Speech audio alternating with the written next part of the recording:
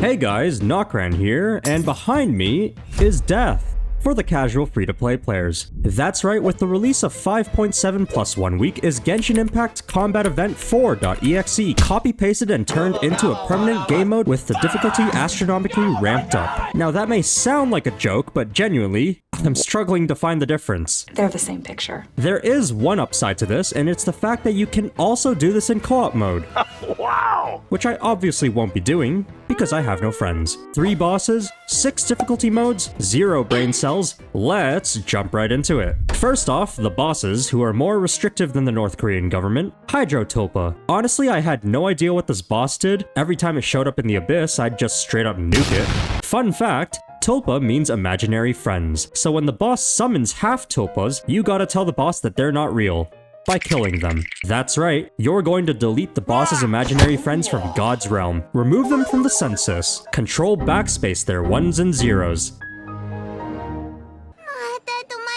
Yeah, you're gonna have to kill them. That being said, I heard Mawika is good here. Lava Dragon Statue. Funny enough, thanks to my Farming for Skirk video, I actually somewhat remembered the boss mechanics for this one. Also funny enough, this was the boss whose mechanics I hated the most. There are 3 easy steps to beating this boss, and thankfully for my goldfish memory, 2 of them are the same. Step 1, do pyro damage. Step 2, do pyro damage. Step 3, kill the boss. Anyway, I heard burning is good here. That's right, this boss exists to make people feel better about their Denjo character so that they don't get overshadowed by nukers such as God Biker Mawika and Child Abuser Skirk. So I decided to try this silly team here since Emily and Kanich don't actually exist on my account. Hard mode should be pretty easy, so I don't think it'll matter too much.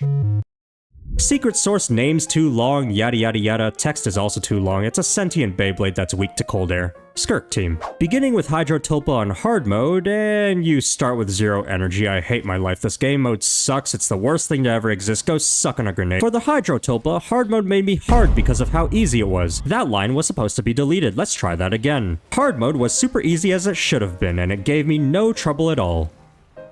The first take was better. I finished in a whopping 19 seconds. And look, you can even farm artifacts while doing this. Innovation! It's like double the depression for the price of 1. Lava Dragon Statue hard mode made me nervous, not because I wasn't going to beat it, dear god no, but because it took over 30 seconds, and that did not bode well for the higher difficulties. What also didn't bode well was getting the wrong f***ing set again. Please, my Skirk's out here living in poverty. Secret Source Viagra mode was expectedly also very easy. The only reason why it took a little over 20 seconds was because I decided to just stand there like a dingus waiting for my alts that would never come. Just like my kids when I tell them I'm going out to buy some milk. I'm just joking.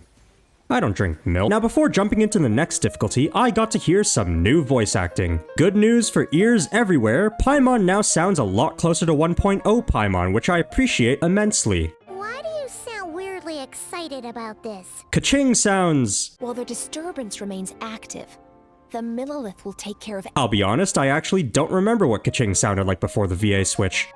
Oh, and Yolan's here too, I guess, but she's currently practicing her sign language. Next up was Menacing Mode, and unfortunately, the bosses did not just stand there menacingly, even though I really wish they did. Hydro Tulpa on Menacing Mode was actually very close, somewhat because I messed up my rotation, but mostly because my Bennett was and is still super scuffed. I'll show you why he's super scuffed at the end of the video when I get into all the character builds, but in the meantime, finishing with only 5 seconds left on the clock, I at least got an achievement for the sweat pouring down my face. Lava Dragon Statue on Menacing Mode was like throwing needles at a tank. Yeah, they didn't do f*** all at the start, but eventually I was able to jam the tracks, which then allowed me to get a molly down the hatch, which basically rendered the tank useless. What I'm trying to say is that I killed the boss. Secret Sauce on Menacing Mode was a little weird. It actually took 3 attempts. Now before you start typing in the comments section that I'm an unskilled gimp who only knows how to button mash, first of all, you're valid for that. Second, let me explain myself. My first attempt ended prematurely when I accidentally tapped my skill instead of holding it, so I just straight up restarted. My second attempt ended when I realized I wouldn't finish in time and I needed to change the way I was playing Skirk. See, Skirk has two playstyles. There's actually three, but that last one's too complicated for me and my Ooga Booga brain. There's her nuke playstyle, where you get that flashy alt animation. Then there's her normal attack spam playstyle. I was originally using her nuke playstyle because the alt animation was the main reason I pulled for her in the first place. Little did I know that this boss basically makes it so that her normal attack playstyle is the only viable one. Boss might as well have given me a giant middle finger while he's at it. Anyway, on my third attempt, I sort of readjusted. And I say sort of because I completely forgot her normal attack spam rotation, and anyone who plays Skirk properly is probably wishing they didn't have eyes right about now. But I did end up beating the boss with about 25 seconds left, so it was time to move on to Purgatory. And oh boy, you better strap in, cause Hydrotulpa really put the fear in Fearless. My first attempt ended when the boss swatted my Moeka like a fly. I'm serious, I'm pretty sure I was midair, there was literally nothing I could do about it. My second attempt ended when I accidentally let the boss heal. Although it was highly debatable whether or not I would have finished in time in the first place. My third attempt was non-existent. That's right, I decided to just give up and move on to the next boss. Now, if Lava Dragon Statue on Menacing Mode was like throwing needles at a tank, Fearless was like throwing rubber duckies at Godzilla. Remember when I said I hated this boss's mechanics the most? Yeah, me neither. But the point is, I actually beat this boss on the first try. I mean, yeah, my Kazuha was on life support for pretty much half the fight, and yeah, I only beat it with literally 1 second left on the clock, but you know what they say, 1 second is better than 0 seconds. At least that's what my girlfriend tells me. That was a joke. That was a joke. I play Genshin Impact, I obviously don't have a girlfriend. With a whopping 119 seconds on the board, I was starting to think Fearless was actually doable. Until I fought the Secret Source Automaton, Overseer Device, Ancient Ruins, Master Terminal. Yes, the name does read like a light novel title. Fearless? I'm pretty sure this boss made me fear more. Thanks, I'll be here all night. I failed my first attempt with only a little bit of HP left. And what sucks about this attempt is that I really could have beaten it if I knew how to play Skirk properly. My second attempt ended when my Skirk got power washed so hard she phased out of existence. My third attempt was very much like my first. My fourth attempt was very much like my second, except this time I couldn't even find the frame where my Skirk died. On my fifth attempt, I realized I wasn't actually using my Q to prolong Skirk's enhanced state, so I was basically missing like half her damage. And if that sounds absolutely insane, that's because it is, and I should be publicly shamed for it. Lo and behold, even with the scuffed rotations and me acting like a bitch, why are you running? The fifth attempt ended in success with 5 seconds to spare. But now with 2 out of 3 of the bosses beaten, this meant I had to go back and retry Hydrotulpa. The sunk cost fallacy was really creeping in now. During attempt number 1, Moeka kept driving recklessly into a barrier until she was killed in a motorcycle crash.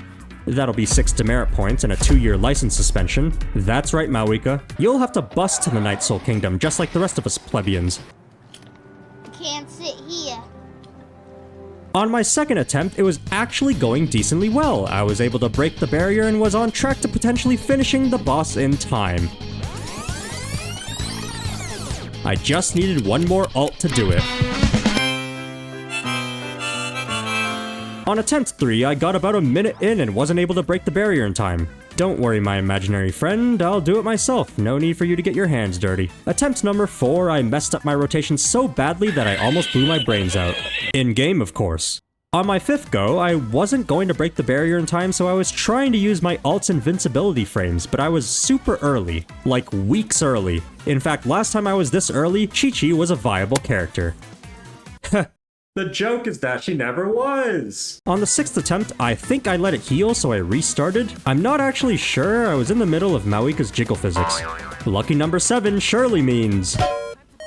Ooh. Surely means I beat it this time, am I right or am I right? Not even fucking close. With my 117-second nail-biter, this concluded my completion of the first Stygian Onslaught.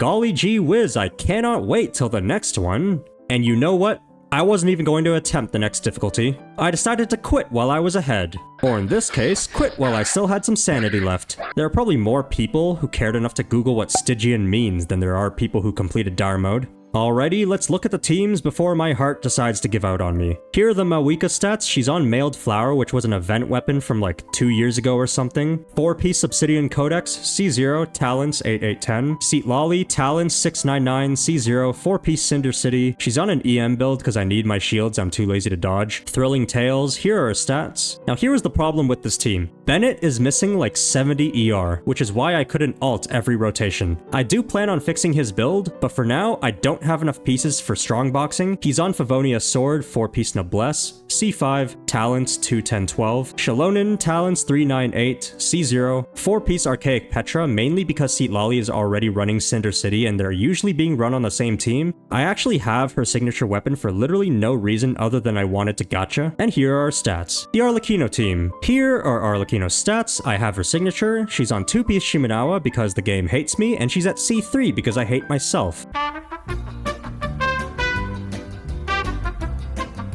Talents are at 13-10-8, Nahida 799 C0, 4-piece Deepwood, Sacrificial Fragments. She's not quite at the 800 EM threshold, but close enough. Here are Xiangling's stats. Yes, I know her attack is pretty low. Skyward Spine, 4-piece Emblem. Now I did steal the sands from my Raiden because I only have 1 ER sands on Emblem, and I thought I needed the extra ER for this. C6, 610-11. Kazuha 689 C0, 4-piece Viridescent, Xiphos, EM build. Skirk team. Don't mind the scuffed crit ratio, I'm trying to fix it. Finale of the Deep. Funny enough, I do actually have Chiori's weapon, which is technically better for her normal attack spam playstyle, which I mainly used in this game mode, mostly against my will. As for why I didn't switch weapons, she's on 2-piece Finale of the Deep Galleries, and if you want me to complete the set, tell Hoyo to give me an OP onset cryo damage or crit rate piece. By the way, for the feather, yes, I know ER is useless on her, but it's my only feather, cut me some slack. C0 obviously, Talents at 699, Escoffier 698, C0, 4-piece Golden Troop, PJW. I don't actually know if I built her right. I looked at one guide which I've already forgotten and I said, yep, looks good enough for me. Here are Farina's stats, Fleuve Cendre, 4-piece Golden Troop, C0, 11110. And finally, Yolan, 71010, C2, 4-piece Emblem. I have her signature weapon, and here are her stats. That's it for the teams. As for my thoughts on this new endgame mode as a whole,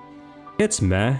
Honestly though, I don't think there will ever be an endgame mode that Hoyo can introduce that I'll actually truly enjoy, because combat's not the reason I play this game. I mean, combat's fine and all, but I'm more of an exploration kind of guy. Don't get me wrong though, I will attempt this game mode every rotation for the resources and all that, but I will be slightly annoyed while doing so. If you do play Genshin for the combat and min-maxing your characters, actually even if you play for any other reason, let me know your thoughts on Stygian Onslaught. That's it from me though, and I will see you all next time. Bye!